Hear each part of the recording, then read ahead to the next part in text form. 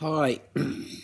One of the other projects we're currently working on as part of the PI team, which is the group that's coming together to develop consumer-run organisations in New South Wales based on the model in Kansas, is the Recovery Quilt.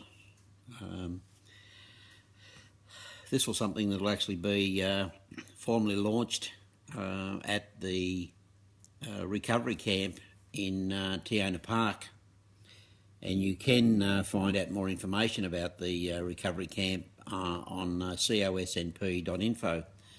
But the recovery quilt is going to be based on the national standards for mental health services. What's interesting, they were released in 2010, and basically, they first came out in 1996. But what's interesting is when you actually view the standards, which mental health services seem to have conveniently forgot, was that there are in fact 16 standards. And they go all the way through from rights and responsibilities, safety, consumer and carer participation, all the way down to standard 10, which is about delivery of care. And the other thing, this is by no means a criticism, but in New South Wales, where I'm based, one of the things that they're obviously forgotten is that both the alcohol, tobacco and other drugs services are actually meant to be implementing these guides.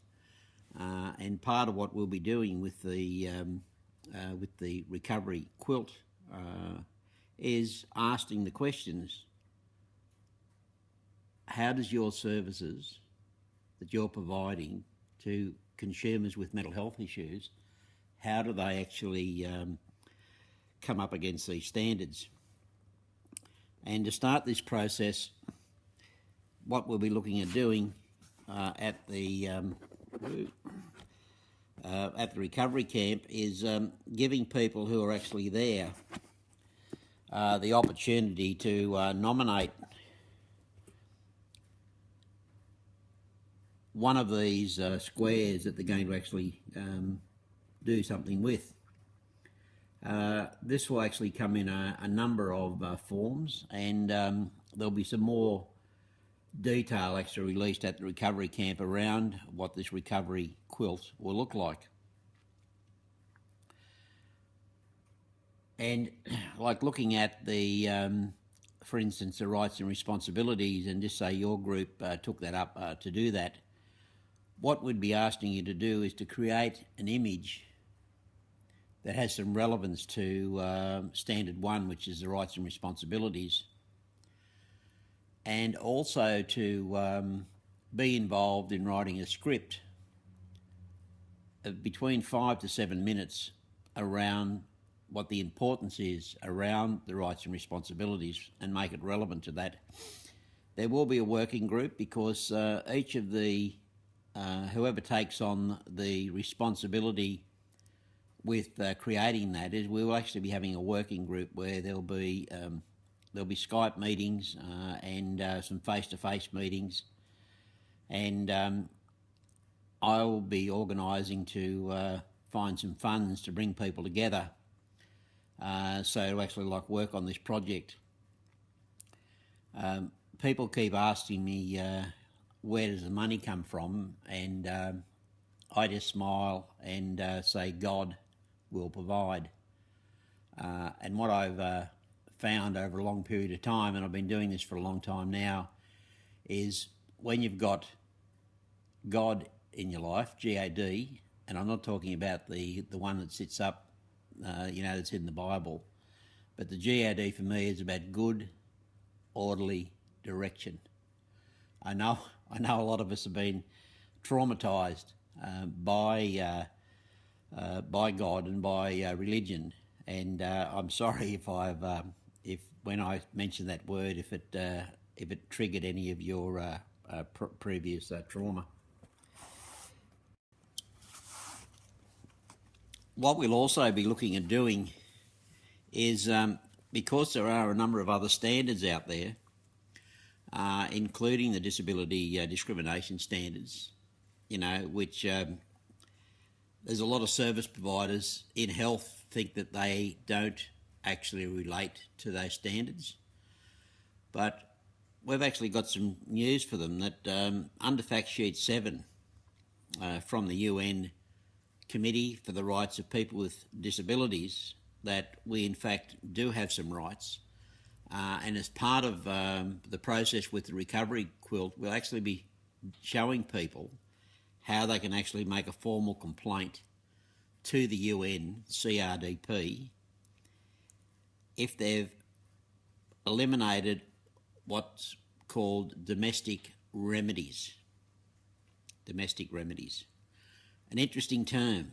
And what I understand with domestic remedies, it's things like the Healthcare Complaints Commission, the Mental Health Review Tribunals, and a range of other complaints processes. But how, they've come up with this wonderful term to actually, it's called vexatious complainant, which basically is a legal term that means if you make enough complaints that they don't like, this is the service, that you in fact can be deemed not to actually have a gripe with the service. So one of the other standards that my good friend Wayne Oldfield, we were talking about it this morning, was the quality and safety standards, which most of the hospitals are now accredited by. And standard 2, of course, is consumer and carer participation. So it'll be an interesting journey as we identify who will be working on standard 3 for this particular project, and how standard 2 from the quality and safety actually fits into that 7-minute video. This is a project that I think will take around 3 years to actually happen. We're launching it in 2010 as part of the recovery camp at Tiona Park. We're already having negotiations with South Australia to run the second recovery camp in 2017. Just hang on a minute, Mum. Kids will be back around about 12-ish. Yeah, Mum, just hang on. Mum, I'm actually on. Sorry, Mum's just come in and didn't realise I was actually on doing a Facebook live video. We're negotiating for 2017 to go to South Australia, and for 2018, the recovery camp, I'll be in Victoria on the 22nd of July, and I'm actually talking to some people down there about actually taking on the 2018 recovery camp.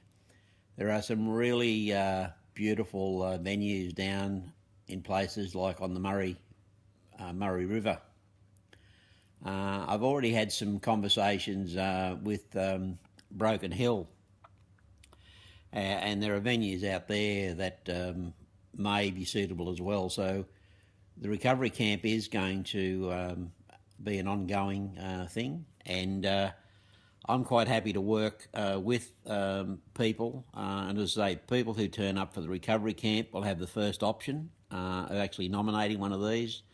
What we'll do is, if you end up with more than one group that wants to do a particular standard, on the Monday night at the end of the camp, we'll actually have a way of actually either they'll work together or we'll have some way of identifying someone who will actually take the lead and who's prepared to do the work, because this won't happen unless we have 16 people that are committed to being involved in this wonderful little project.